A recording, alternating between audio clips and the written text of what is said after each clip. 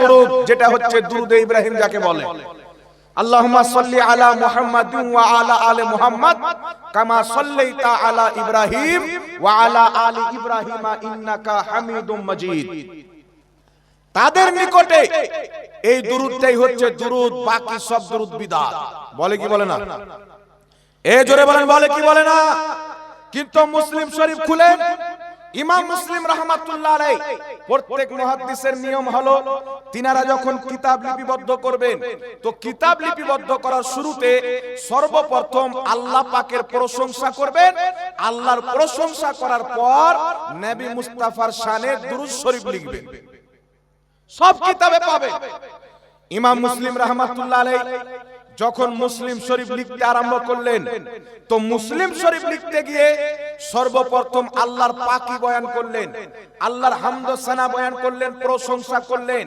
তারপরে মুসলিম শরীফের খুতবার মধ্যে ইমাম মুসলিম রাহমাতুল্লাহ আলাইহি যে দুরূদটা লিখেছেন ওই দুরূদ কোনো হাদিসের কিতাবে নাই, ওই দুরূদ নবী থেকে প্রমাণিত নাই।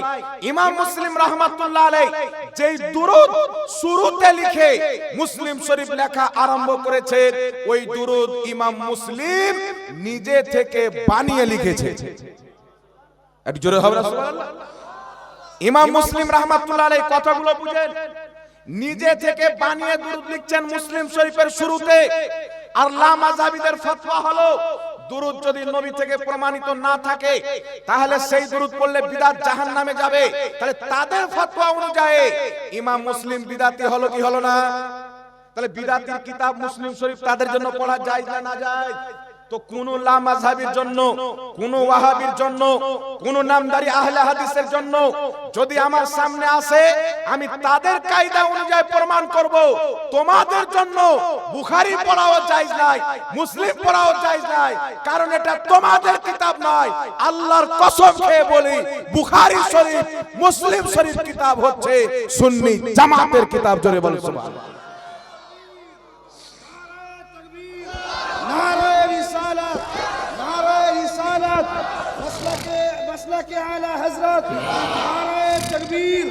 আকীদা চেক করো, ইমাম বুখারীর ওই আকীদা যে আকীদা আহলে সুন্নাত ওয়াল জামাতের আকীদা, ইমাম বুখারীর ওটাই আকীদা যে আকীদা সুন্নি জামাতের আকীদা, ইমাম বুখারীর মুসলিমের ওটাই আকীদা যে আকীদা বর্তমানে আহলে সুন্নাত ওয়াল জামাতের আকীদা। জোরে বলতে হবে সুবহানাল্লাহ।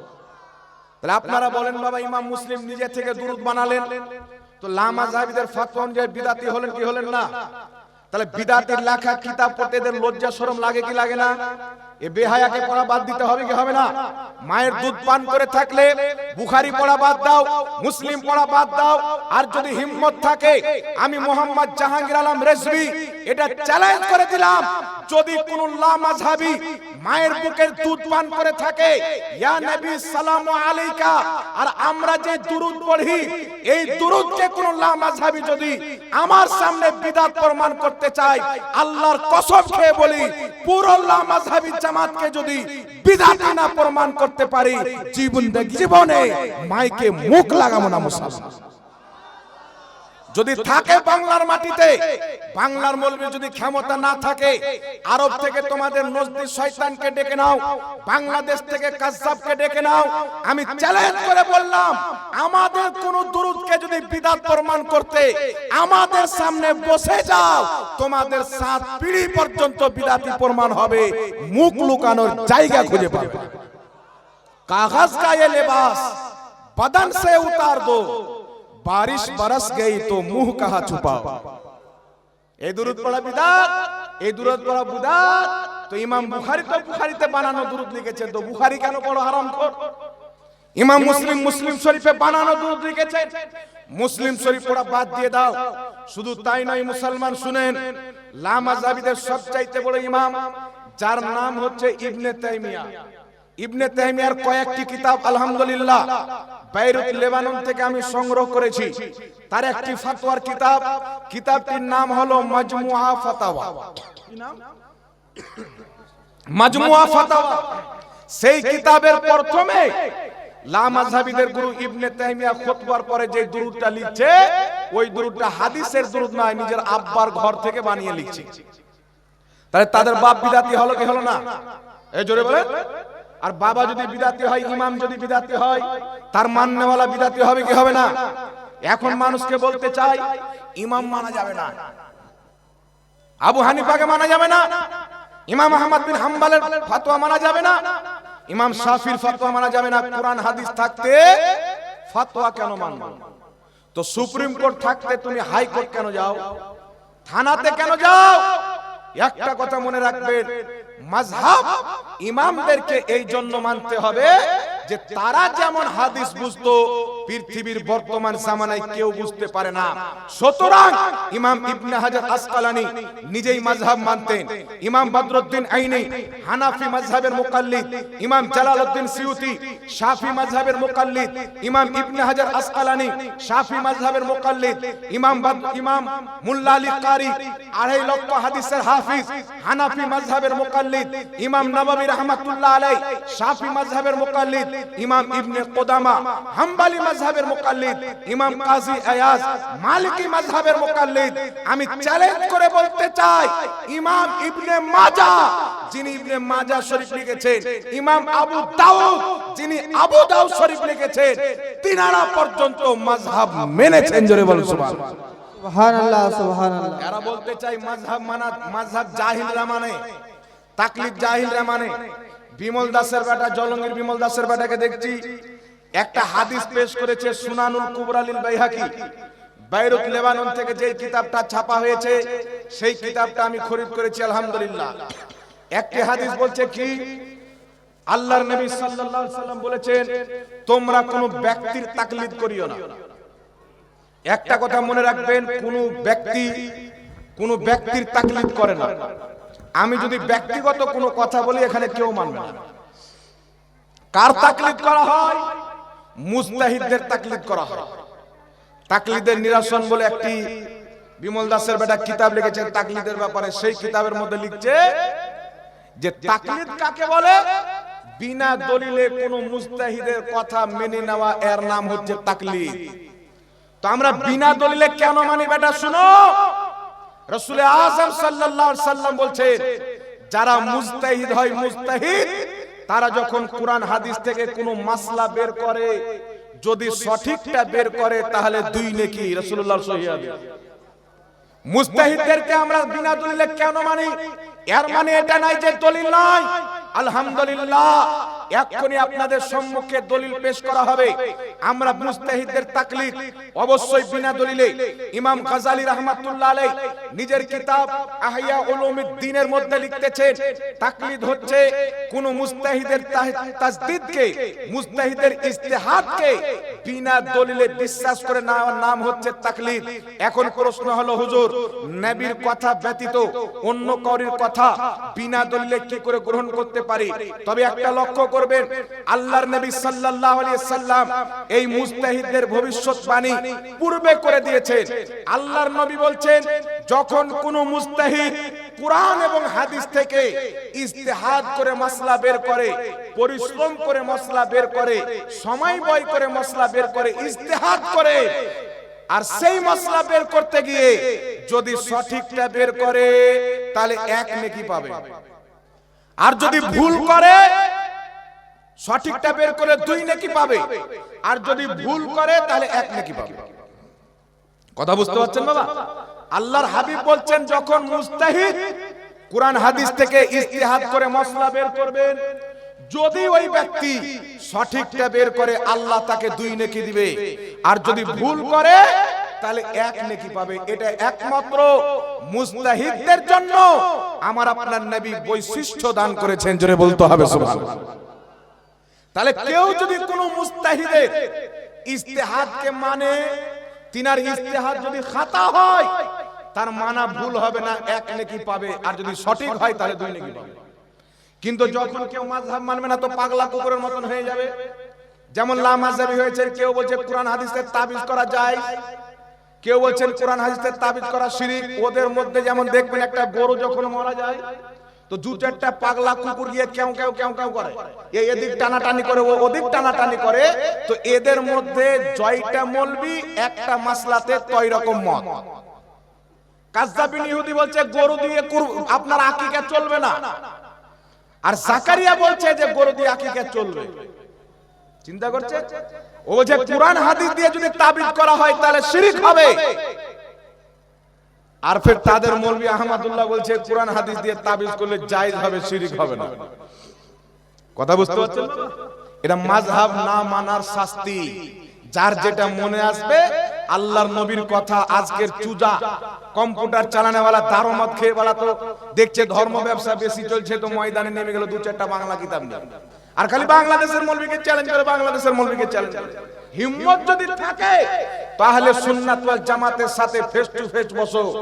আহলে সুন্নাত ওয়াল জামাত প্রমাণ করবে লামাযহাবীদের আল্লাহর ব্যাপারেও আকীদা খারাপ, রাসূলুল্লাহর ব্যাপারেও আকীদা খারাপ আছে, তাদের আকীদা ঠিক না। এখন প্রশ্ন হচ্ছে বাবা শুনেন, ইমাম বুখারী রাহমাতুল্লাহ আলাইহি গোসল করে 2 রাকাত নামাজ পড়লেন, একটা হাদিস লিখলেন, আবার হাদিস লিখবেন, গোসল করলেন, 2 রাকাত নামাজ পড়ে একটা হাদিস, এইভাবে তিনি বুখারী লিখেছেন। ইমাম মুসলিম রাহমাতুল্লাহ আলাইহি নিজের বানানো দুরূদ মুসলিম শরীফের মধ্যে লিখেছেন। তাহলে লামাযহাবীদের ফতোয়া অনুযায়ী ইনারা বিদাতি হবে কি হবে না? কথা বলেন, বিদাতি হবে কি হবে না? তাহলে এরা যদি মুসলমান থাকে, মুনাফিক না থাকে, তাহলে নিজের ফতোয়া অনুযায়ী তাদের জন্য বুখারী পড়াও জায়েজ নাই, মুসলিম শরীফ পড়াও জায়েজ নাই। এদের নিকটে ইমাম মানা যাবে না, কিন্তু ইমাম ইবনে মাজাহ নিজেই মুকাল্লিদ ছিলেন, ইমাম আবু দাউদ নিজেই মুকাল্লিদ ছিলেন, এমন কি যে তাদেরই গুরু নাসিরউদ্দিন আলবানী ইমাম তিরমিজিকে পর্যন্ত মুকাল্লিদ লিখেছেন। তাহলে তাদের জন্য আবু দাউদ পড়াও জায়েজ নাই, তিরমিজি পড়াও জায়েজ নাই, ইবনে মাজাহ পড়াও জায়েজ নাই।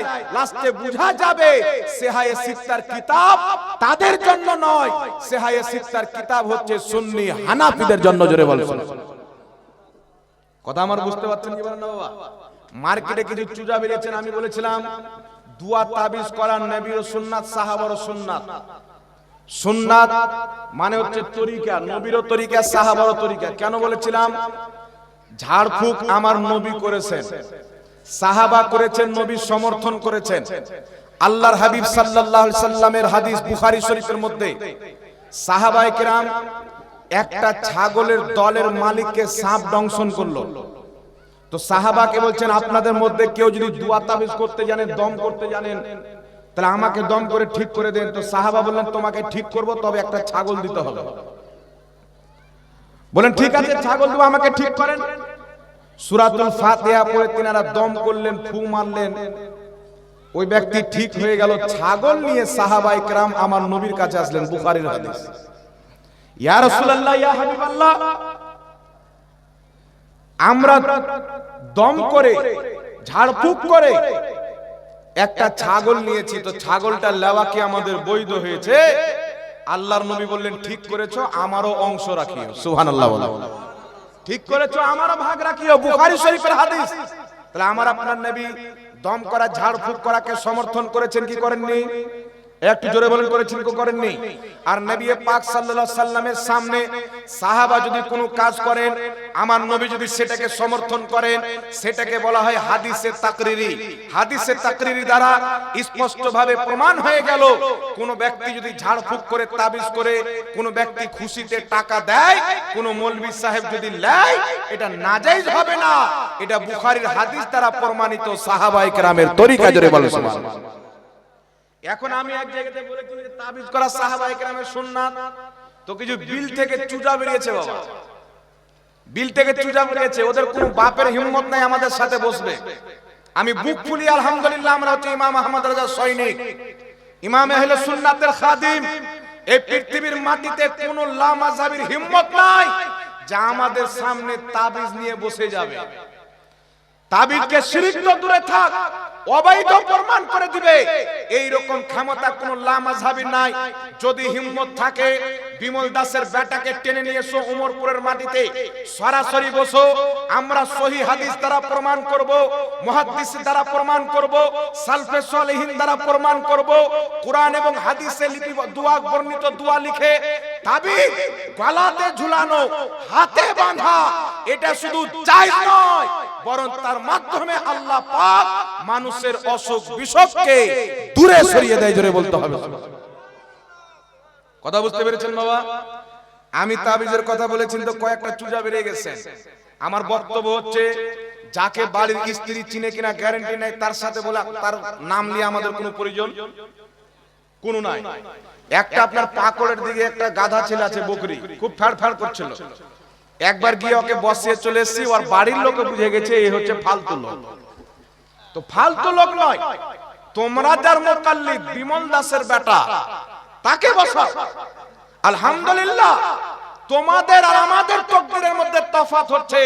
তোমরা বিমল দাসের বেটার তাকলিদ করো, আমরা ইমামে আজম আবু হানিফার তাকলিদ করি। জোরে বলো সুবহানাল্লাহ।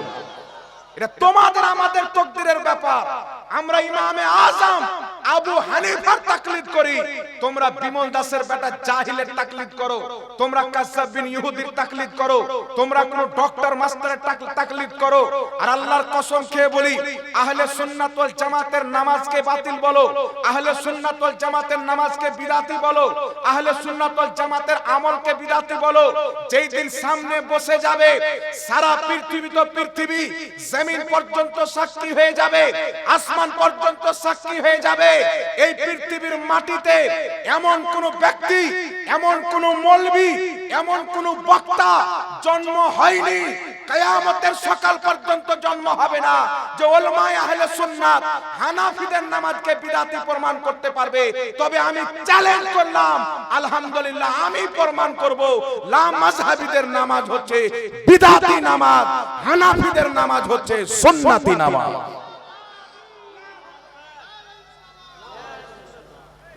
এটা আমি আলহামদুলিল্লাহ প্রমাণ করব বিরাদ ইসলাম।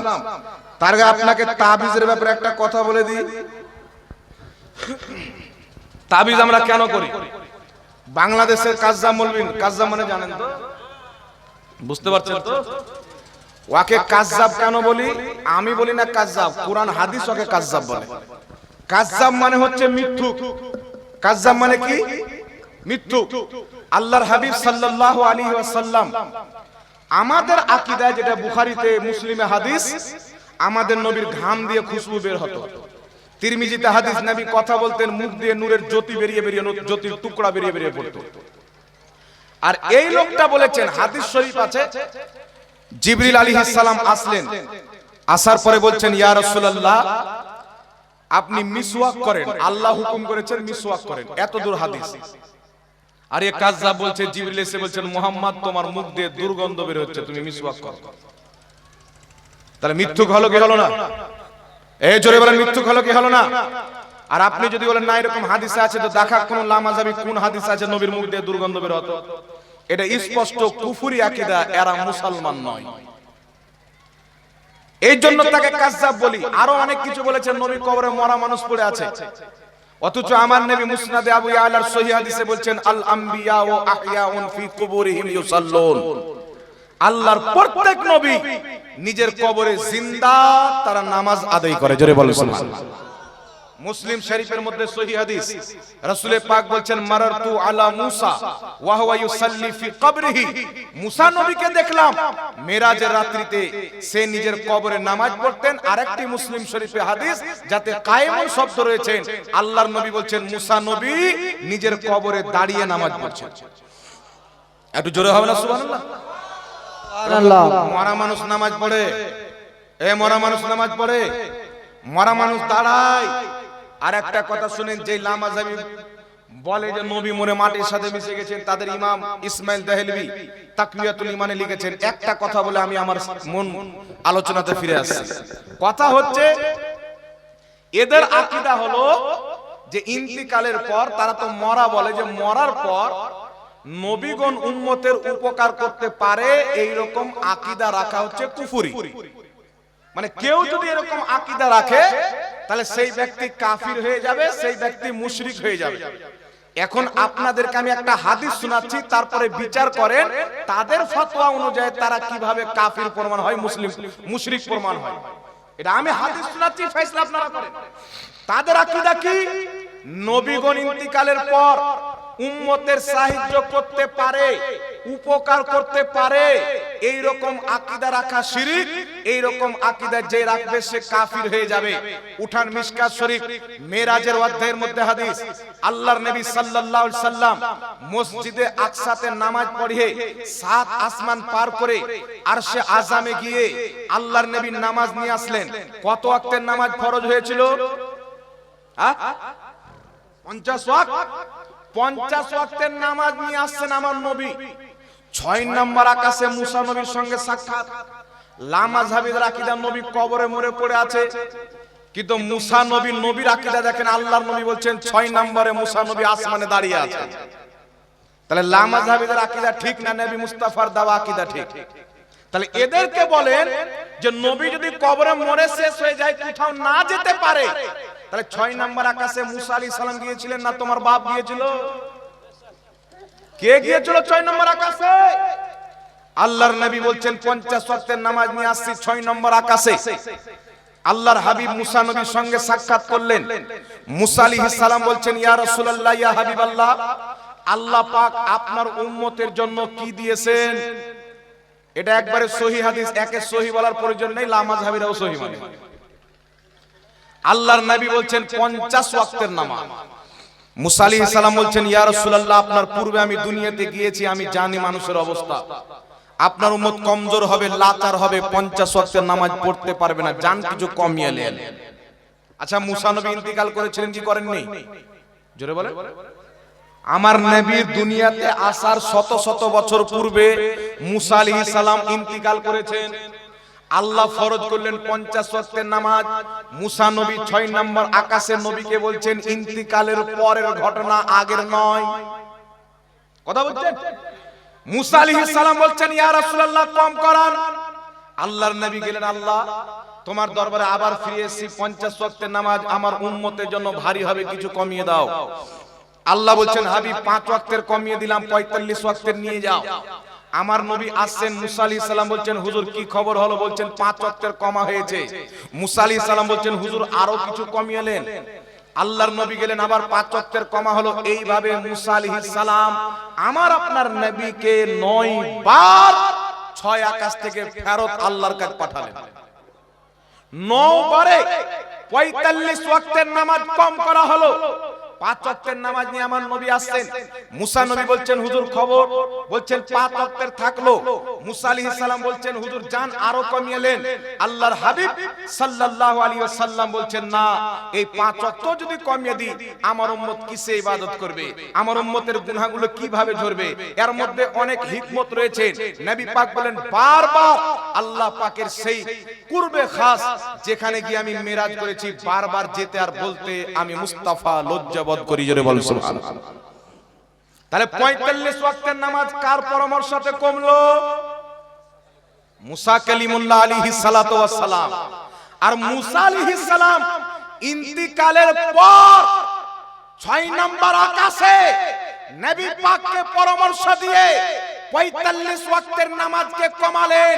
ইন্তিকালের পর মুসা আলাইহিস সালাতু ওয়াস সালাম আমাদের এত উপকার করলেন যে 45 ওয়াক্তের নামাজের একটা ফরজ বোঝ আমাদের উপর থেকে নামিয়ে দিলেন। জোরে বলেন সুবহানাল্লাহ।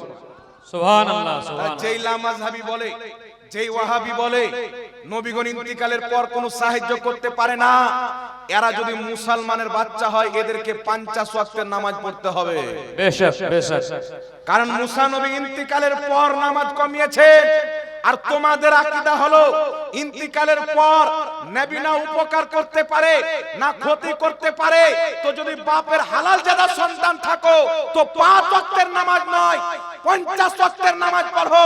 কারণ 45 ওয়াক্তের নামাজ মুসা আলাইহিস সালাম ইন্তিকালের পর উম্মতে মুহাম্মাদীর 45 ওয়াক্তের নামাজ কমিয়ে সহযোগিতা করেছেন। নারায়ে তাকবীর, নারায়ে রিসালাত, নারায়ে রিসালাত, নারায়ে হায়দারি, হযরতুল আল্লামা মাওলানা মুফতি জাহাঙ্গীর আলম সাহেব, নারায়ে তাকবীর, নারায়ে রিসালাত। তাহলে তাদেরকে 50 ওয়াক্তের পড়ার দরকার আছে না নাই বাবা? আর যদি 5 ওয়াক্তের পড়ে তাহলে তারাও মানে যে মুসা নবীর পরামর্শে 45 ওয়াক্তের নামাজ কম হয়েছে। আর তাদের আকীদা হলো নবী ইন্তিকালের পর উম্মতের কোনো উপকার করতে পারে, এই রকম আকীদা রাখা কুফরি, এই রকম আকীদা রাখা শিরকি। আর তারাই এটাকে মেনে 5 ওয়াক্তের নামাজ পড়ে, তো তাদের ফতোয়া অনুযায়ী তারাই কাফির, তারাই মুশরিক। তাদের ফতোয়া অনুযায়ী তারা কাফির মুশরিক হলো কি হলো না? এই ফতোয়া আমি দিলাম না, তাদের ফতোয়া তাদের উপরে পড়লো। আর জোরে বলেন, তাদের উপরে পড়লো কিনা? কোন লামাযহাবিকে রাস্তাতে ধরবেন যে বাপের বেটা যদি থাকো তাহলে 45 ওয়াক্তেরও নয়, 5 ওয়াক্তেরও নয়, 50 ওয়াক্তের পড়ো। কারণ তোমাদের আকীদা ইন্তিকালের পর নবী কোথাও যেতে পারে না, তোমাদের আকীদা নবী উপকার করতে পারে না। সুন্নি জামাতের আকীদা যেমন দুনিয়াতে নবী মুস্তাফা উম্মতের সহযোগিতা করতে, ইন্তিকালের পর আল্লাহর হাবিব সাল্লাল্লাহু আলাইহি সাল্লাম যেই উম্মতের মুসিবত দূর করতে চান, আল্লাহর দেওয়া শক্তিতে মুস্তাফা আজ পর্যন্ত কিয়ামত পর্যন্ত, এমনকি যে কিয়ামতের ময়দানে উম্মতের ব্যথা বেদনা মদিনা থেকে দূর করতে পারে। জোরে বলো সুবহানাল্লাহ, সুবহানাল্লাহ। বেশক বেশক। আল্লাহু আকবার, আল্লাহু আকবার। ইয়া রাসূলুল্লাহ, ইয়া রাসূলুল্লাহ, জিন্দাবাদ, জিন্দাবাদ। আহলে সুন্নাত ওয়াল জামাতের আকীদা পানিতে ভাসা আকীদা নয়, ইংরেজদের দেওয়া আকীদা নয়। আমি চ্যালেঞ্জ করে বলতেছি, লামাযহাবি হাদিস কোরআনকে একদিকে রাখো, তোমাদের ইমাম সানাউল্লাহ আমৃতসরির লেখা কিতাব পাঠ করো। সানাউল্লাহ আমৃতসরি আহলে হাদিসদের ইমাম, নিজের কিতাব সিরাতে সানাইয়া প্রথম খণ্ডের মধ্যে লিখছেন, ভারতের মাটিতে যখন ইংরেজদের হুকুমত ছিল, মানুষ আমাদেরকে ওয়াহাবি বলতো। প্রত্যেক মুসলমানের জবানে ছিল ওয়াহাবি মানে আল্লাহর গুস্তাখ, ওয়াহাবি মানে রাসূলের বেয়াদব। তাদেরকে যখন খারাপ লাগলো, ইংরেজদের সরকারের কাছে গিয়ে তার পা ধরে বলেছিল লামাযহাবি মৌলবীরা, হুজুর আমাদের ওয়াহাবি নাম চেঞ্জ করে আহলে হাদিস নামটা দিয়ে দাও। ইংরেজরা স্ট্যাম্প পেপার মেলে দিয়েছিল আর বলেছিল ওয়াহাবি বেটা যাও, আজ থেকে তোমাদের নাম ওয়াহাবি নয়, আজ থেকে তোমাদের নাম দিলাম আহলে হাদিস। আমি কিয়ামত পর্যন্ত চ্যালেঞ্জ করতে চাই, আহলে হাদিস নাম ইংরেজদের দেওয়া নাম, আর আহলে সুন্নাত ওয়াল জামাত মুহাম্মদ রাসূলুল্লাহ। নারায়ে তাকবীর, নারায়ে রিসালাত, মাসলাকে আলা হযরত, মাসলাকে আলা হযরত, নারায়ে তাকবীর।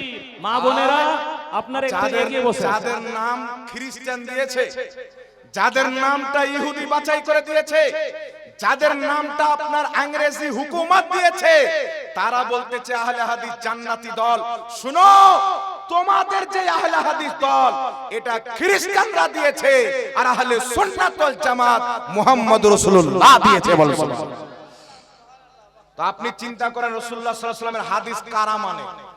যারা ইংরেজদের দেওয়া নাম নিয়েছে না, যারা মুস্তাফার দেওয়া নাম নিয়েছে? কথা যখন উঠে গেল, আরেকটি কথা শুনেন। মুসা আলাইহিস সালাম ইন্তিকালের পর 45 ওয়াক্তের নামাজ কমালছেন, আমাদের উপকার করেছেন কি করেননি? এই জোরে বলেন। তাহলে নবীগণ ইন্তিকাল করার পর উপকার করতে পারে কি পারে না? যে গাধা দাড়ি টুপিওয়ালা শয়তান মৌলবি বলে পারে না, ও বেটার কান পাট্টায় চড় মেরে বলে 50 ওয়াক্তের পর সিধা হবে। 50 ওয়াক্তের নামাজ যদি পড়ে কোনো মেয়ে বিয়েও করবে না। করবে? ও সব সময় মসজিদে পড়ে থাকবে, তো ও সময় কখন দেবে স্ত্রীকে? আর ও বেরিয়ে আসবে না, যাবে তো মসজিদ উযু করে, আসবে জানাজার খাটে করে। মানে জোহর শেষ আসর শুরু, আসর শেষ মাগরিব শুরু, তারপরে কোন তারপরে কোন তারপরে কোন, দেখা যাবে বেটা গেছিল মানুষ, আসলো লাশ। কিন্তু শুনেন, আমার নবী মুস্তাফা আকীদা দিয়েছেন, তোমরা এটা মনে করিও না যেমন তুমি মরে যাও তোমার লাশকে পোকামাকড় খেয়ে নেয়, যেমন তোমার বাপ দাদা মরে যায় তাদের লাশকে পোকামাকড় খেয়ে নেয়। আমার নবী মুস্তাফা বলছেন, শুনো, কিয়ামতের সকাল পর্যন্ত আল্লাহর নবীগণ নিজের কবরে জিন্দা আছেন, তিনারা নামাজ পড়েন, আর শুয়ে শুয়ে নয়। নবী মুসলিম শরীফের হাদিসে বলছেন দাঁড়িয়ে দাঁড়িয়ে নামাজ পড়েন। আহা, সুবহানাল্লাহ, সুবহানাল্লাহ। বেশ, আল্লাহর হাবিব সাল্লাল্লাহু আলাইহি ওয়াসাল্লামের হাদিস ইমাম হাইসামি রাহমাতুল্লাহ আলাইহি নিজের কিতাব মাজমাউ যাওয়াইদের মধ্যে হাদিসটি উল্লেখ করেছেন। হাদিসটি উল্লেখ করে বলছেন রিজালুহু রিজালুস সহিহ, এই হাদিসের সমস্ত বর্ণনাকারী সহিহ বর্ণনাকারী। হাদিস কি? আল্লাহর নবী বলছেন ইন্নী মামাতি খায়রুল লাকুম, ইন্নী হায়াতি খায়রুল লাকুম। আল্লাহর নবী বলছেন নিশ্চয়ই আমার বেঁচে থাকা তোমাদের জন্য উপকার। কাকে বলছেন? আমাদেরকে। সাহাবীকে বলেছেন মানে সব মুসলমানকে। আল্লাহর নবী বলছেন নিশ্চয়ই আমার বেঁচে থাকা তোমাদের জন্য উপকার, আমার ইন্তিকাল করা তোমাদের জন্য উপকার। কারণ আমি যখন ইন্তিকাল করে কবরে থাকব, তোমাদের আমলগুলি আল্লাহ আমাকে দেখাবেন, আমি তোমাদের আমল দেখব এবং জানব। তোমাদের যদি ভালো আমল দেখি আমার কোন উম্মত 5 ওয়াক্তের নামাজ পড়ে, আমার কোন উম্মত হজ করে, যাকাত দেয়, দান সাদকা করে, মানুষের উপকার করে, তোমাদের ভালো আমল দেখলে আমি মুস্তাফা তোমাদের হয়ে আমার রওজাতে আল্লাহ তাবারাক ওয়া তাআলার শুকরিয়া আদায় করব, আল্লাহ তুমি আমার উম্মতকে ভালো কাজ করার তৌফিক দান করেছো। নবী বলছেন যদি তোমাদের খারাপ আমল দেখি, গুনাহতে লিপ্ত হয়েছো, কুকর্মে লিপ্ত হয়েছো, ব্যভিচার করেছো, হারাম পদ্ধতি অবলম্বন করেছো, আল্লাহর হাবিব বলছেন যখন তোমাদের গুনাহগুলি আমি দেখব, আমি আল্লাহর কাছে তোমাদের হয়ে ইস্তেগফার করব, গুনাহর ক্ষমা চাইবো। আল্লাহ আমার উম্মত গুনাহ করেছেন না জেনে, শয়তানের চক্রান্তে পড়ে, আল্লাহ তুমি আমার উম্মতের গুনাহকে maaf করে দাও। এটা মাজমু যাওয়াইদের সহিহ হাদিস। আল্লাহর নবী আমাদের ভালো আমল দেখলে আল্লাহর শুকরিয়া আদায় করবেন, গুনাহ দেখলেন আল্লাহর কাছে আমাদের হয়ে ক্ষমা চাইবেন। তাহলে বুঝা কি গেল? আজ পর্যন্ত নবী মুস্তাফা সারা পৃথিবীর উম্মত গুনাহ করতে থাকে, মুস্তাফা আল্লাহর কাছে ক্ষমা চাইতে থাকে, আর উম্মতের গুনাহর ক্ষমা মুস্তাফা চায়। এটা সবচাইতে বড় উম্মতের উপকার। জোরে বলুন সুবহানাল্লাহ, সুবহানাল্লাহ। আমার নবী মুস্তাফা ইন্তিকালের পর কবরে আমাদের গুনার ক্ষমা চাচ্ছেন, এটা আমাদের লাভ না লস? এই উপকার না ক্ষতি? চলে দাজ্জাল কানা বলে নবী ইন্তিকালের পর কোনো উপকার করতে পারে না। যদি নবী না উপকার করতে পারে বেটা, নবীর নাম না নিলে তোমার নামাজ হবে না। নবীর এত বড় উপকার, আমার নবী ইন্তিকাল করে কবরে জিন্দা আছেন, কিন্তু তোমার আজান নবীর নাম না নিলে হয় না, তোমার নামাজ নবীর নাম না নিলে হয় না, তোমার কোরআন তেলাওয়াত নবীর নাম না নিলে হয় না, তুমি হাদিস শরীফ নবীর নাম নিলে না নিলে হয় না, তোমার রোজা, তোমার হজ যাকাত প্রত্যেক জায়গাতে আজ পর্যন্ত যারা মুস্তাফাকে বাদ দিবে তাদের নামাজও বাতিল হবে, তাদের হজ যাকাতও বাতিল হবে। বেশক বেশক। তাহলে নবী ছাড়া কিছু আছে বাবা? একটু জোরে বলেন। রাসূল সাল্লাল্লাহু আলাইহি সাল্লামকে বাদ দিয়ে কোন জিনিস টিকবে না। আপনাকে কেউ যদি বলেন নামাজ ফরজ, কে বলেছে? কুরআন বলেছে। কুরআনটা কার কিতাব? আল্লাহর কিতাব। কে বলেছে? মুহাম্মদ রাসূলুল্লাহ বলেছে। এই কথা না বললে কুরআন কুরআন থাকবে? আল্লাহর নবী সাক্ষী যে কুরআন হচ্ছে আল্লাহর কালাম, আল্লাহর নবী সাক্ষী যে আল্লাহ হচ্ছে এক। এবার সালাফ মুহাদ্দিসদের আকীদা দেখেন।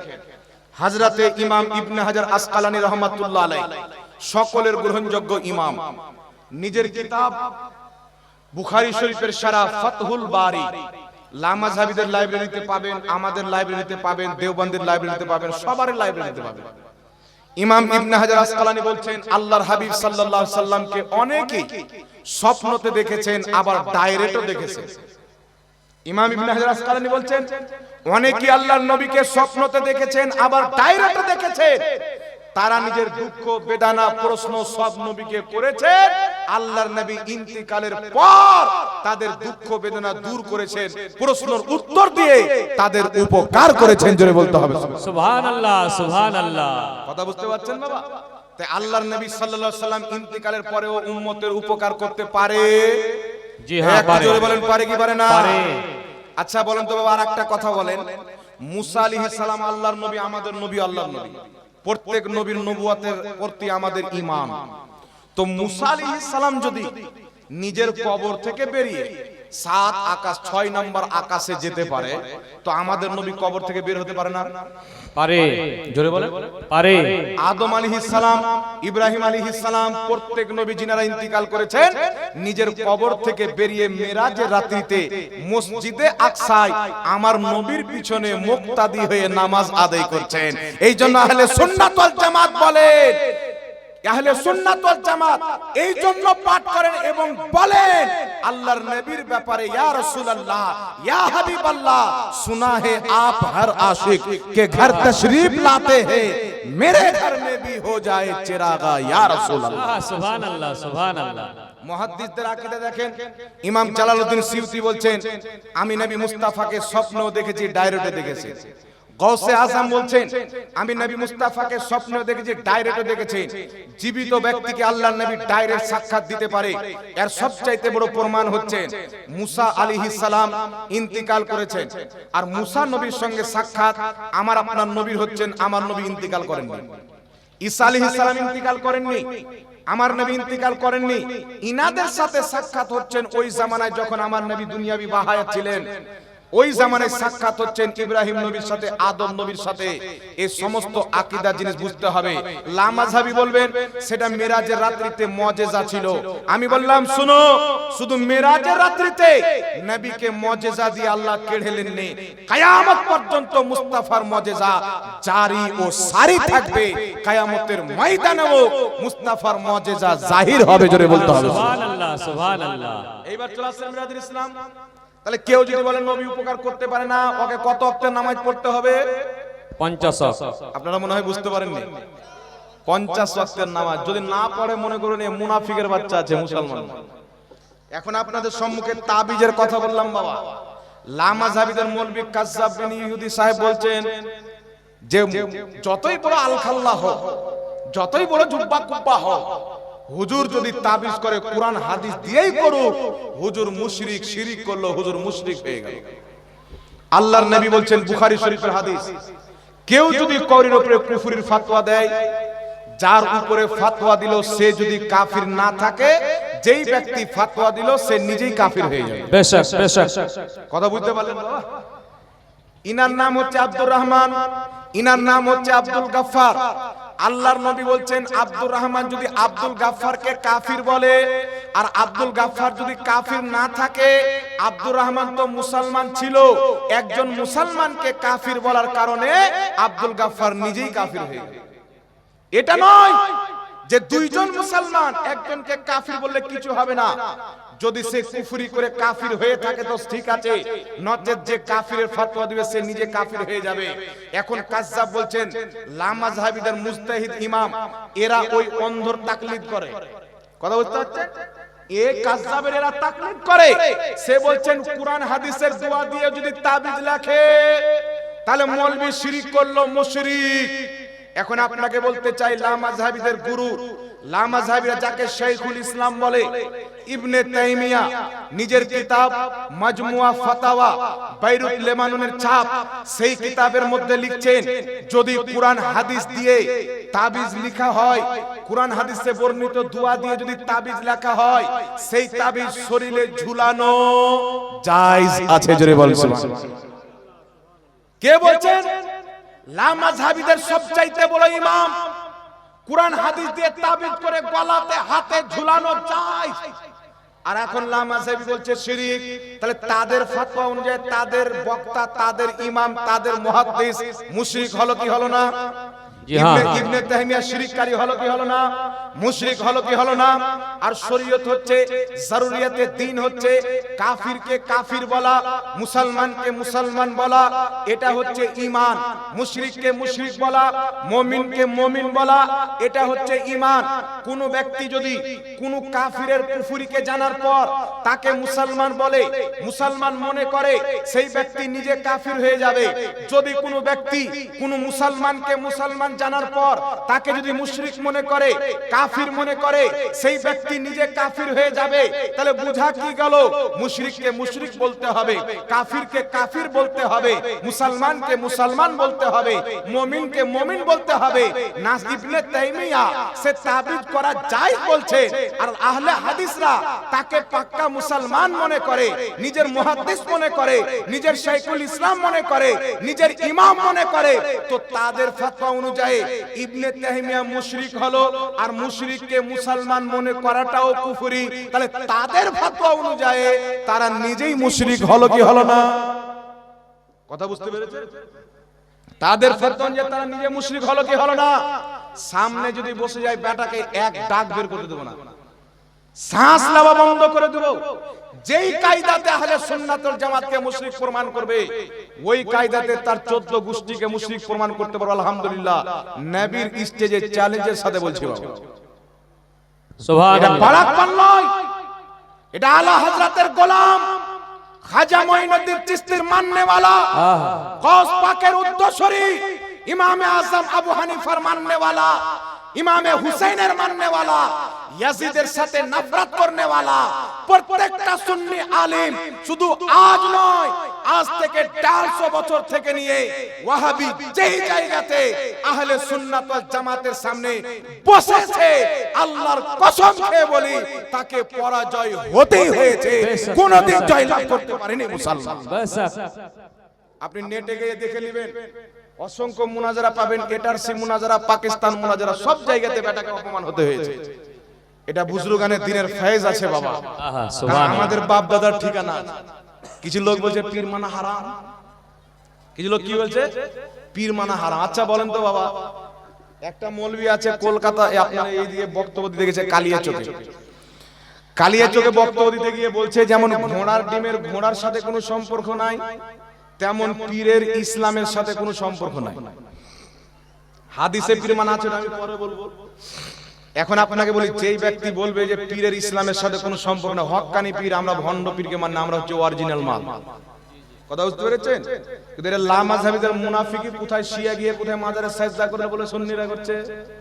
কিন্তু কোন লামাযহাবী এতটুক মায়ের বুকের দুধ পান করেন যে একজন আমাদের সুন্নি মৌলবি দেখাবে যে বলেছে বা লিখেছে যে মাজারকে সাজদা করা যায়? জি জি জি।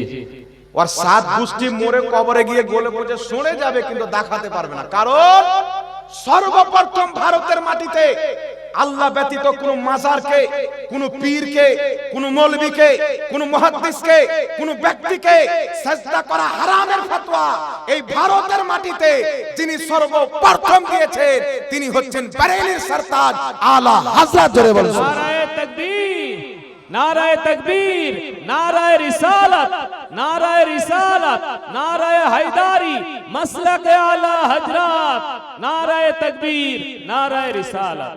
শিরিকের ভূত নেমে যাবে যদি কোনদিন সামনে বসো আহলে সুন্নাত ওয়াল জামাত, সুন্নি, হানাফি, বেরেলভি, আজমিরি, বাগদাদি, কেচৌছাবি, হুসাইনি, হাসানি, যা বলো আমাদেরকে, আমরা আজমিরের খাজাকে মানি, আজমিরি বলা আমাদের আপত্তি নাই। বেরেলির আলা হযরতকে মানি, বেরেলভি বলা আমাদের আপত্তি নাই। গৌসে বাগদাদিকে মানি, আমাদেরকে বাগদাদি বলা আপত্তি নাই। কারবালার শহীদ ইমামে হুসাইনকে মানি, আমাদেরকে হুসাইনি বলো কোনো আপত্তি নাই। কারণ বুজরুগানের দিনের সাথে নিসবত করে যদি আমাদেরকে ডাকো, আমাদের নাম রাখো, আমরা এত খুশি হই, বেজার হই না।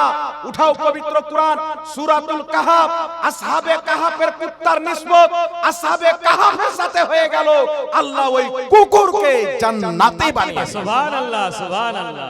এটা তো ভাগ্যের ব্যাপার, আলা হযরতের সাথে নিসবত, কিসমতের ব্যাপার, খাজা গরিব নওয়াজের সাথে নিসবত, এটা ভাগ্যের ব্যাপার, গৌস পাকের সাথে নিসবত। আরে পৃথিবীর মানুষ জানে সুন্নি ইয়াজিদকে পছন্দ করে না, হুসাইনকে পছন্দ করে। তোমরা নিজের ইমাম ইয়াজিদকে বানিয়েছো, আমরা নিজের ইমাম ইমামে হুসাইনকে বানিয়েছি। বল সুবহানাল্লাহ। তাই তারা ইয়াজিদের গুণগান করে বাবা, শুনেছেন না? ওই ইয়াজিদ আমিরুল মুমিনিন, মানে ওদের মতন আবু জেহেলের মতন মুসলমানের ও আমির ছিল। নবী মুস্তাফার কালমা পড়নেওয়ালা মুসলমানের আমির ইমামে হুসাইন।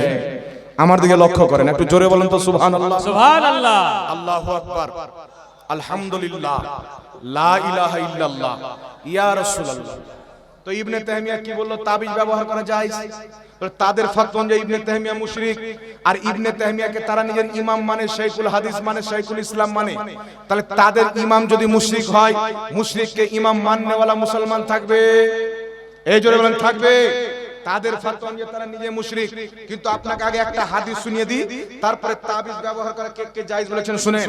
আর একটা কথা বলে দিই, যেই হাদিসে আছে তামিমা ব্যবহার করা শিরক, তামিমা আলাদা জিনিস, তাবিজ আলাদা জিনিস।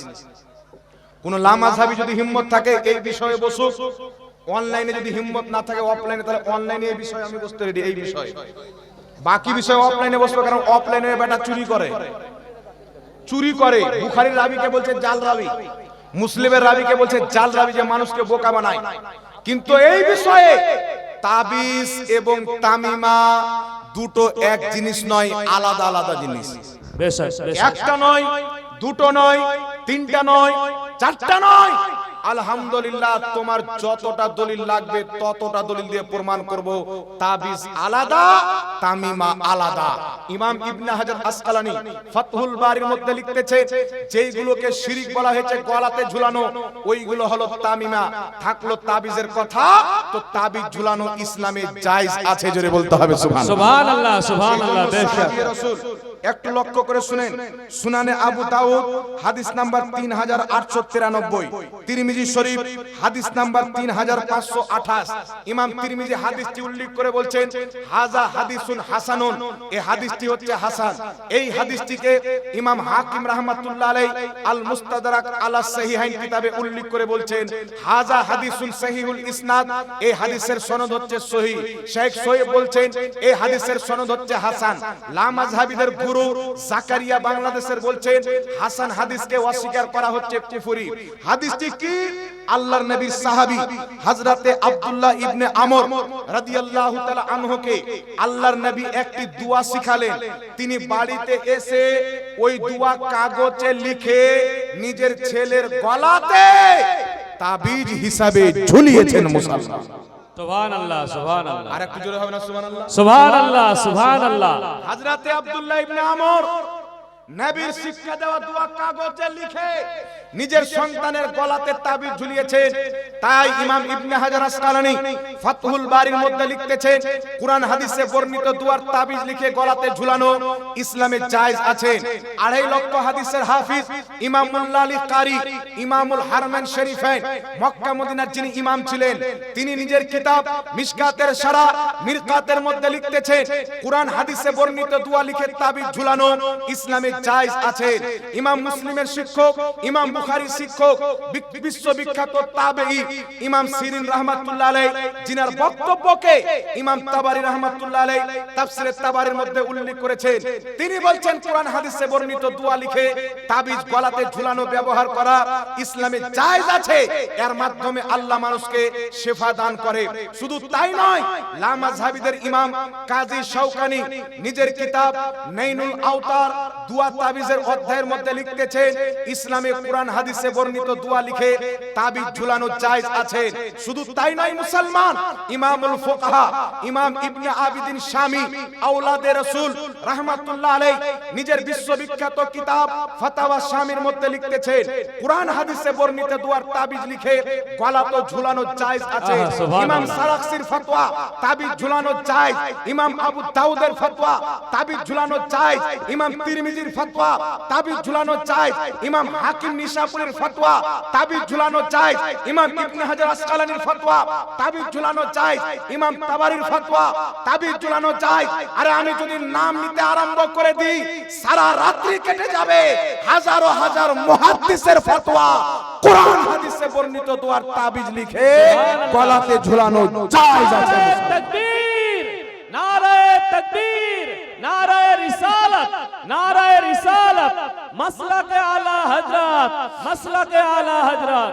যদি কোন লামাযহাবী নামদারি আহলে হাদিস, ইংরেজদের দেওয়া নাম পোষণকারী আহলে হাদিস যদি বলে তাবিজ ঝুলানো জায়েজ, আমাদের উপরে ফতোয়া পরে দাও। তোমার বাপ ইবনে তাহমিয়ার উপরে শিরকের ফতোয়া আগে দাও, আমাদের উপরে ফতোয়া পরে দাও। নাইনুল আওতারের লেখক তোমাদের ইমাম কাজী শাওকানির উপরে ফতোয়া আগে দাও, আমাদের উপরে ফতোয়া পরে দাও। লামাযহাবীদের লেখা কিতাব ফাতাওয়া আহলে হাদিসের মধ্যে লেখা আছে তাবিজ ব্যবহার করা যায়, তোমাদের বাপ মুহাদ্দিসের উপরে ফতোয়া আগে দাও।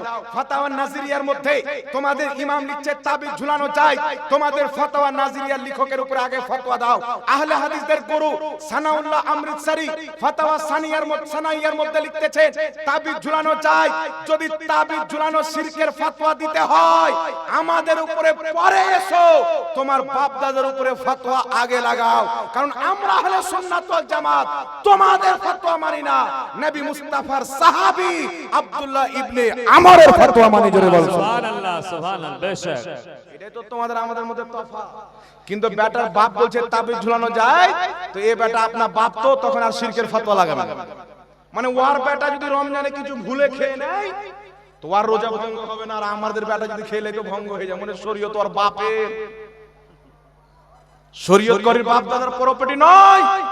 যদি আপনাকে কেউ বলে তাবিজ ঝুলানো শিরক, বলুন ইবনে তাইমিয়ার উপরে ফতোয়া মার, শাওকানির উপরে ফতোয়া মার, সানাউল্লাহ আমরিসারির উপরে ফতোয়া মার, নবাব সিদ্দিক হাসান কা ভোপালের উপরে ফতোয়া মার, তোমাদের 14 গোষ্ঠী মুশরিক হয়ে যাবে বেটা।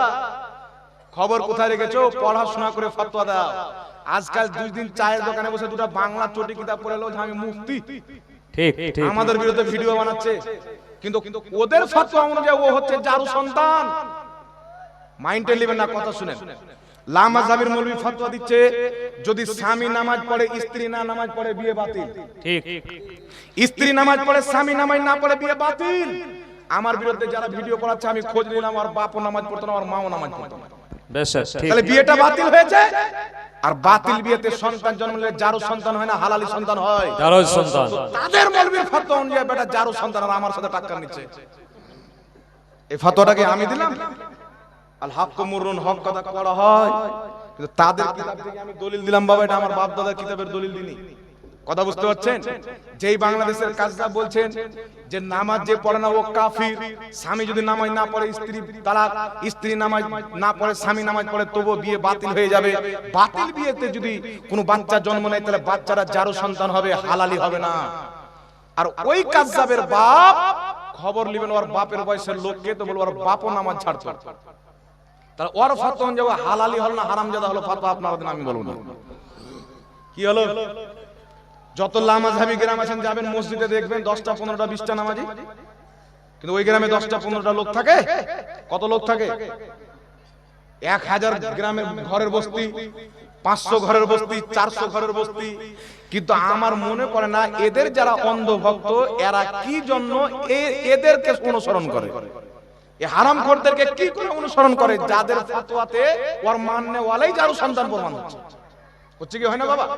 এদের ফতোয়া স্বামী যদি নামাজ না পড়ে স্ত্রী পড়ে বিয়ে তালাক। তাহলে আপনি বলেন তো এরকম আহলে হাদিস আছে না নাই, যার বাপ নেই তো মা জীবনে কোনো না কোনো একদিন নামাজ ছেড়েছে? এই আছে না নাই? 90% দেখাবো মুসলমান। তাহলে তাদের ফতোয়া অনুযায়ী 90% লামাযহাবি জারু সন্তান হচ্ছে কি হয় না? কোন আহলে হাদিস আমার উপরে যেন আঙুল না তুলে তোমার বাপের ফতোয়া। আমি তোমাকে দেখিয়ে দিচ্ছি, मैं आईना हूं, दिखाऊंगा दाग चेहरे के, जिसे खराब लगे वो सामने से हट जाए। बेशक बेशक। क्या তোমার মৌলবীকে বলো হুজুর কেমন ফতোয়া দিলেন যে আমরা হারামজাদা প্রমাণ হয়ে গেলাম। আমাকে বলার কিছু নাই, আপনার আব্বাকে গিয়ে জিজ্ঞাসা করেন। নাকি বলেন? জি, আমাদের কাছে আসিও না। তাবিজের ব্যাপারে অসংখ্য আরো দলিল রয়েছেন বাবা। লামাযহাবির কিতাব, দেওবন্দের কিতাব, সবার কিতাবে লেখা আছে কুরআন হাদিসে বর্ণিত দুয়ার তাবিজ লিখে দোয়া করা, ঝুলানো হাতে বা বাহুতে বা তাবিজ ডুবিয়ে পানি পান করা, এটা ইসলামে জায়েজ আছে। অসংখ্য এর দলিল আছে, যার মধ্যে কয়েকটি দলিল আপনাদেরকে আমি দিলাম। কথা বুঝতে পারছেন? কিন্তু তাবিজ এবং তামিমা, তামিমা হচ্ছে শিরক, তাবিজ হচ্ছে জায়েজ। যারা বলে তাবিজ আর তামিমা দুটোই এক, ওই লামাযহাবিকে কোনদিন খবর লিয়েন তো, আমাদের একবার সামনাসামনি করান তো। ও তো আর আনেওয়ালি পিঢ়ি পর্যন্ত বুঝে যাবে যে তাবিজ আলাদা জিনিস আর তামিমা আলাদা জিনিস। এমন পোস্টমর্টম হবে ওকে আর আলাউলাদকে বুঝাতে হবে না, মায়ের পেট থেকে বুঝে চলে আসবে ইনশাআল্লাহ। এদের ধোঁকা থেকে বাঁচতে হবে মুসলমান। এদের কোনো বক্তব্য শুনে বিভ্রান্তি হওয়ার আগে আলিম ওলামার সাথে যোগাযোগ করবে।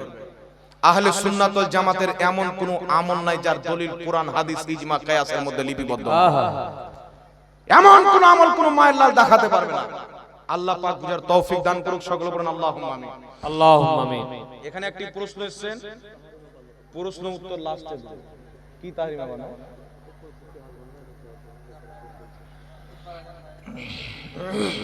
খুতবার আজান মসজিদের ভিতরে দিতে হবে না বাইরে দিতে হবে? দেখেন, খুতবার আজান মসজিদের ভিতরে দিবেন না বাইরে দিবেন, আবু দাউদ শরীফের মধ্যে স্পষ্ট হাদিস। লামাযহাবিরা সেই হাদিসের একজন রাবীকে যঈফ বলে, কিন্তু সেই রাবী থেকে একাধিক হাদিস ইমাম বুখারীতে বর্ণনা করেছেন, ইবনে ইসহাক। ইমাম মুসলিম শরীফে বর্ণনা করেছেন একাধিক হাদিস। ইমাম তিরমিজি রাহমাতুল্লাহ আলাইহি তিরমিজি শরীফে ওই রাবী থেকে আপনার 33 থেকে 36টি হাদিস নিয়েছেন, সবটাই হাদিস সহিহ। তাহলে একে যদি দুর্বল বলে তাহলে বুখারীর অনেক হাদিস জয়ীফ হয়ে যাবে, মুসলিম শরীফের হাদিস জয়ীফ হয়ে যাবে, তিরমিজির সহিহ হাদিস জয়ীফ হয়ে যাবে। এজন্য এটা তাদের জালিয়াতি। আবু দাউদ শরীফের মধ্যে হাদিস, তাফসিরে জালালাইনের মধ্যে হাদিস, আল্লাহর নবী সাল্লাল্লাহু আলাইহি সাল্লামের জামানায়, হযরতে উমর ফারুকের জামানায়, হযরতে উসমান গনির জামানায় আলা বাবিল মসজিদ, মসজিদের দরজাতে আযান দেওয়া হতো। জোরে বলেন সুবহানাল্লাহ। যারা হাদিস পেশ করে বাইনা ইয়াদাইহি, ইমামের দুই হাতের সামনে, দুই হাতের মাঝে সামনে আযান হতো। তো ইমামের দুই হাতের মাঝে, সামনে মানে ইমামের কাছে দাঁড়িয়ে নয়, সামনে দরজাতে আযান হতো।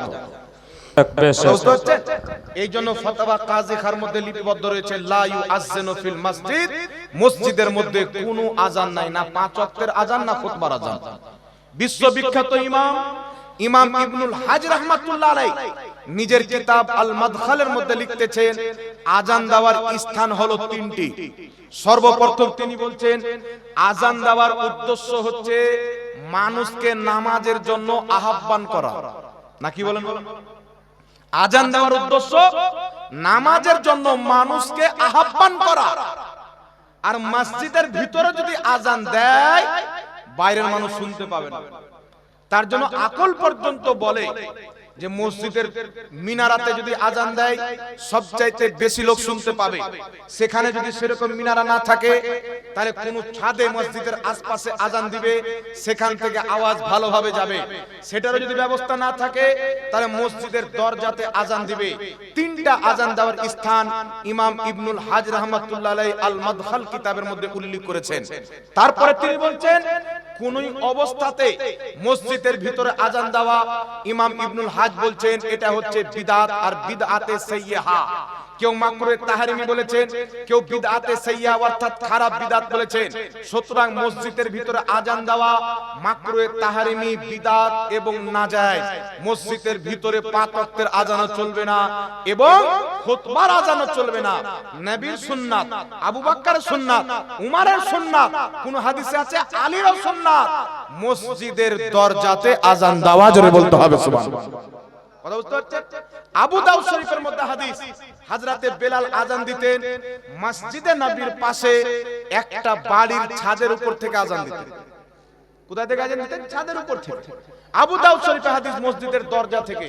সুতরাং মসজিদের দরজাতে আমরা এই জন্য আযান দিই, এটা হচ্ছে সুন্নাত, আর ভিতরে আযান দেওয়াটা হচ্ছে বিদআত। কথা বুঝতে পারছেন বাবা? এই জন্য করের মসজিদের ভিতরে যদি আযান হয়, মসজিদের ভিতর থেকে অবিলম্বে বের করে মসজিদের দরজাতে আযান দেওয়ার ব্যবস্থা করে দিবেন, বা মসজিদের বাইরে কোনো উঁচু জায়গাতে ব্যবস্থা করে দিবেন, যেন সুন্নাতের উপরে আমল হয়। দরওয়াজা থেকে ভিতরে নিয়ে গেলেন, একটা সুন্নাতকে মিটিয়ে দিলেন। আর এমন প্রত্যেকটি কাজ ধর্মের নামে বিদআত, যে কাজটা সুন্নাতকে মিটিয়ে দেয়।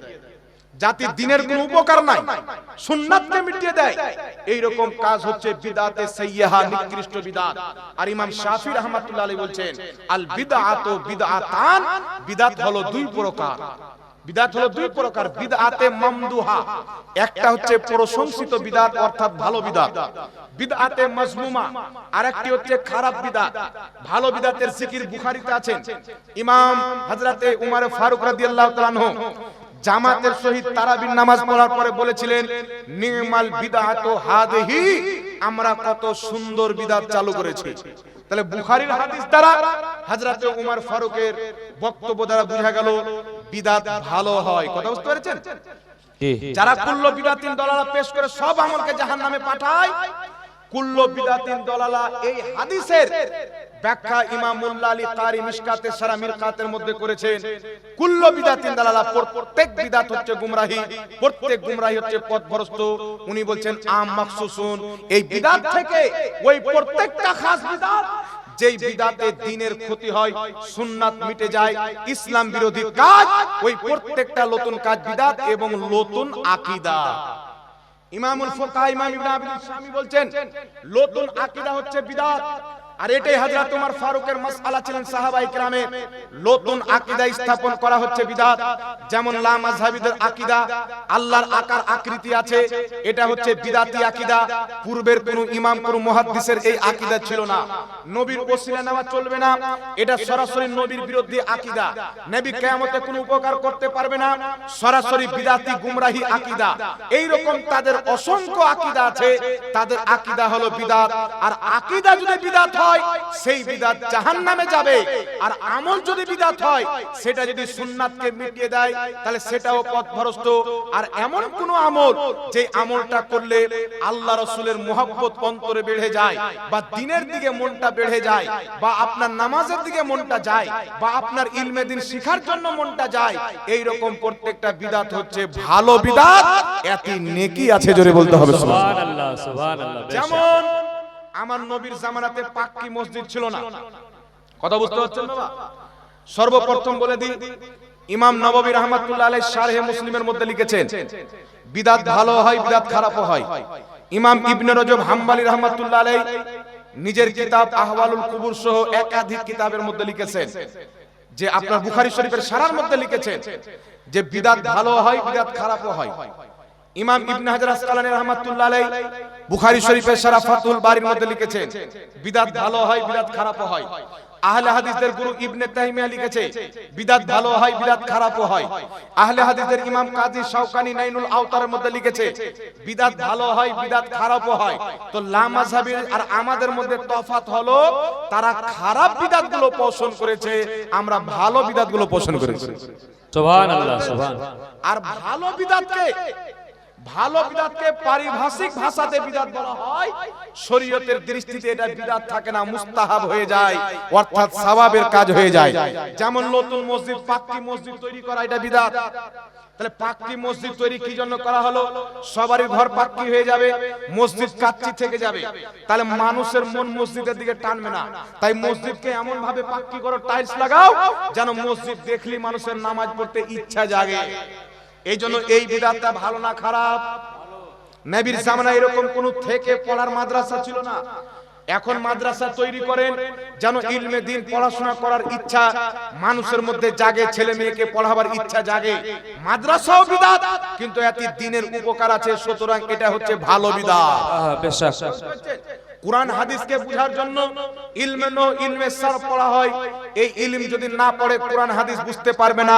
সুতরাং কুরআন হাদিস বোঝার জন্য এই রকম ইলম অর্জন করা ওয়াজিব, আর এটা হচ্ছে বিদআতে ওয়াজিবা, যে বিদআতটা করা হচ্ছে ওয়াজিব, জোরে বলতে হবে সুবহানাল্লাহ। কথা বুঝতে পেরেছেন বাবা? এই জন্য বিদআত ভালো হয়, বিদআত খারাপও হয়। যদি কোনো ব্যক্তি বলে যে গু আবার ভালো হয় আবার খারাপ হয়, কি জাহিল মৌলবি আছে মার্কেটে দেখবেন, আবার বলবে গু কি ভালো হয় আর খারাপ হয়। তাহলে ইমাম বুখারীতে হাদিস এনেছেন, হযরত ওমর ফারুক বলছেন বিদআত ভালো হয়। তাহলে আমরা ওমর ফারুকের ফতোয়া মানবো না আজকের এই গাঁজাখোর মাতাল মৌলবির ফতোয়া মানবো? বাবা, ইমাম ফারুকের ফতোয়া। কার ফতোয়া মানবো? মুহাদ্দিসদের ফতোয়া মানবো, ফকিহদের ফতোয়া মানবো, সাহাবাদের ফতোয়া মানবো। এটাই হচ্ছে কর্তব্য, তাহলে নাজাত পাবেন। আর এদের ফতোয়া মানেন তো গুমরাহ হবেন। বুঝে গু কি আর ভালো হয়? বেটা গুও ভালো হয়। গু যদি নরমাল ঠিকঠাক হয় তাহলে বাড়ির বাথরুমে থাকবে, আর কেউটা মেরে আসে তাহলে হসপিটালে থাকতে হবে। তাহলে তফাৎ হলো কি হল না বাবা? জোরে বলেন। ভালো হয়তো ঠিক আছে, আর পাতলা হয়তো ডক্টরের কাছে ওষুধ আনতে যেতে হবে কি হবে না? তাহলে গুয়ের মধ্যেও তফাৎ আছে, এবারে তো জানে না, এ তো জানে না। কারণ এদের নিকটে যত পশু পাখি যাদের মাংস খাওয়া হালাল, এদের পায়খানা পেশাব খাওয়াও এদের নিকটে হালাল। আহলে হাদিসের ইমাম হাদিয়াতুল মাহাদির মধ্যে লিখছে প্রত্যেক পশু পাখি যাদের পেশাব পায়খানা খাওয়া, মাংস খাওয়া হালাল, এদের পেশাব পায়খানাও হালাল। তাহলে এই জাতি বুঝতে পারবে যে গু এর কি কোনো ভাগ হয়? ও তো ও খায়। মানুষের না খেলে মুরগির তো খাওয়া যায় তাদের নিকটে, গরুর তো খাওয়া যায়। তাই বলছে উটের পেশাব পান করা যায়। আপনাকে জন্ডিস হয়েছে, এক গ্লাস উটের পেশাব পান করলেন, আপনার জন্ডিস ভালো হয়ে যাবে। ও বেটাকে আবার জন্ডিস হয়েছে তো কলকাতার হসপিটালে ভর্তি হয়েছে। আপনাদের মুর্শিদাবাদের একটা ছেলে ফোন করে বলছে যে আপনি তো বলছেন জন্ডিস হলে উটের পেশাব পান করেন ভালো হয়ে যাবে, জ্বর হলে উটের পেশাব পান করেন ভালো হয়ে যাবে, তো আপনাকে জ্বর হয়েছে তো হসপিটালে কেন? বলছে আমাদের দিকে উট নাই, বললে মুর্শিদাবাদ থেকে পাঠিয়ে দেবো পার্সেল করে।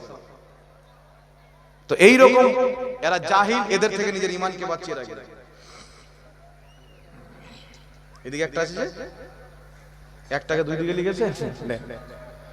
যাক বিরাদর ইসলাম, একটু দুরূদ শরীফ পাঠ করেন। আল্লাহুম্মা সাল্লি আলা সাইয়্যিদিনা মাওলানা মুহাম্মদ